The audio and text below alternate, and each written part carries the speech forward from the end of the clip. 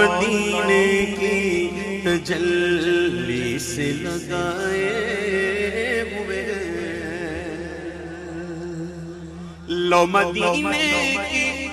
تجلی سے لگائے ہوئے دل کو ہم مطلع انوار بنائے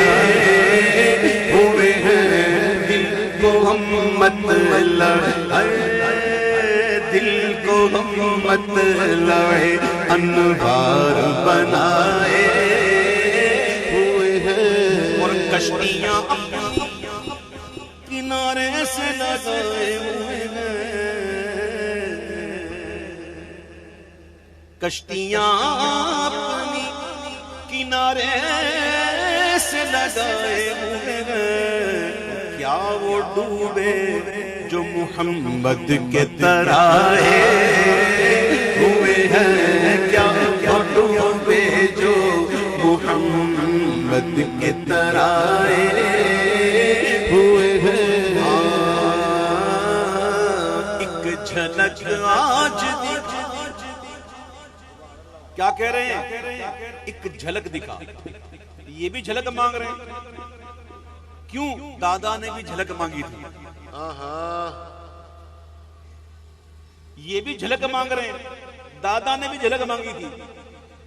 نوری جھات دے کارن سارے سکن حجریں تھی مسجد آؤ ڈولن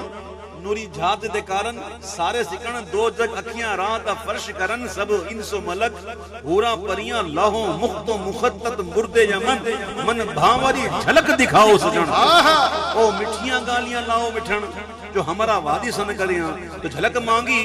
تو ملا ایسا کہ کہنے والا کہتا سبحان اللہ وہ کتھے بہر علی کتھے دیری سنا گستاخ اکھی کتھے جا رہی وہ مانگو اپنے حساب سے وہ دیں گے اپنے شان سے بے شک ہاں قطرہ مانگے جو کوئی تو سے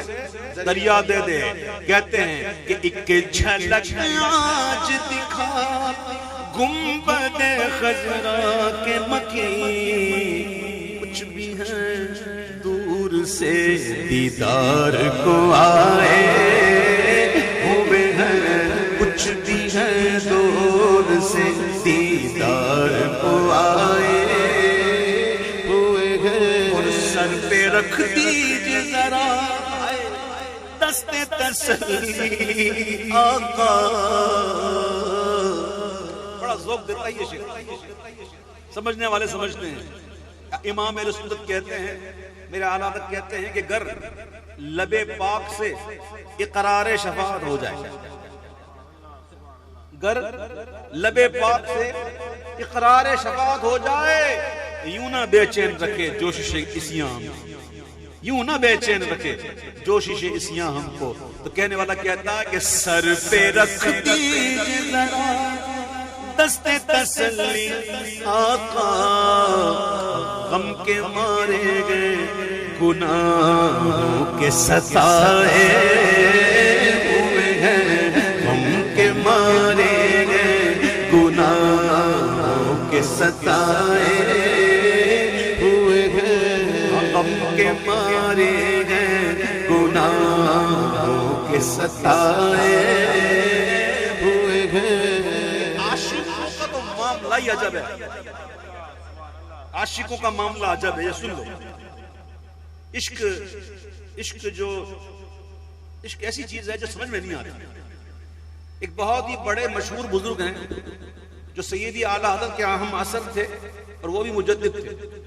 حضرت علامہ یوسف نبہانی رحمۃ اللہ علیہ بہت بڑے بزرگ اور عرب میں انہوں نے بڑا کام کیا بڑے تجدیدی کارنامے انہوں نے کیا ان کے بارے میں آتا ہے کہ جب کبھی آپ مدینہ منورہ جاتے تو باہر کھڑے ہو جاتے اندر نہیں جاتے اور باہر سے ہی سلام عرض کرتے لوگوں نے پوچھا کہ حضور کیا بات ہے آپ اندر نہیں جاتے ہو اور باہر کھڑے رہتے ہو تو انہوں نے جواب دیا نا وہ کمال کا جواب دیا وہ کہا بات اصل یہ ہے کہ کتوں کا کام جو ہے نا گھر کے اندر نہیں باہر ہوتا ہے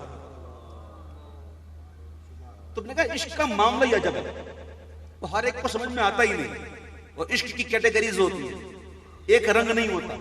کئی رنگ ہوتے ہیں، کوئی کس رنگ میں، کوئی کس رنگ میں، کوئی کس کیفیت میں، کوئی کس کیفیت میں۔ پیر نصیر الدین نصیر کہتے ہیں کہ شرم عصیاں سے نہیں سامنے آیا جاتا، شرم عصیاں سے نہیں سامنے آیا جاتا، یہ بھی کیا کم ہے تیرے شہر میں آئے ہوئے ہیں، یہ بھی کیا کم ہے، یہ بھی کیا کم ہے تیرے شہر میں آئے ہوئے ہیں۔ کیا منہ لے کے جاؤں، کیا منہ دکھاؤں، نہ کوئی عمل ہے سنانے کے قابل، نہ منہ ہے تمہارے دکھانے پر لگاتے ہو اس کو بھی سینے سے آتا جو ہوتا نہیں منہ لگانے کے قابل، بس پہنچ جاتے ہیں۔ اور جب ایسے عشاق دنیا سے جاتے ہیں تو پھر وہ کہتے ہیں کہ قبر کی نیند سے اٹھنا کوئی آسان نہ تھا، کیسی نیند نمت العروس، ایسے سو جا جسے دلہن سو آئے، ایسی نیند مل گئی، اور ایسی نیند ملی کیسے؟ خاک ہو کر عشق میں آرام سے سونا ملا، جان کی اکسیر ہے الفت رسول اللہ کی، جو حضور کے عشق میں مر جاتے ہیں انہیں ایسی نیند ملتی ہے۔ پھر کہتے ہیں کہ قبر کی نیند سے اٹھنا کوئی آسان نہ تھا، ہم تو محشر میں انہیں دیکھنے آئے ہوئے ہیں، ہم تو محشر میں انہیں دیکھنے آئے ہوئے ہیں۔ اے حاضر و ناظر نور و بشر و غیب کو چھوڑ،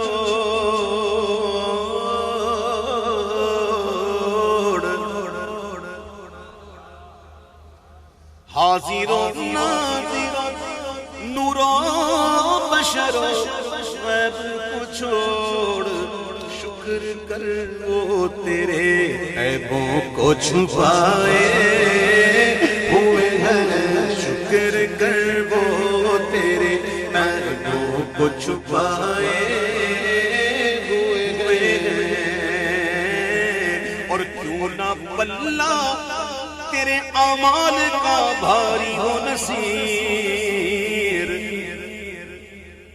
کیوں نہ پلہ تیرے اعمال کا بھاری ہو نصیر، اب تو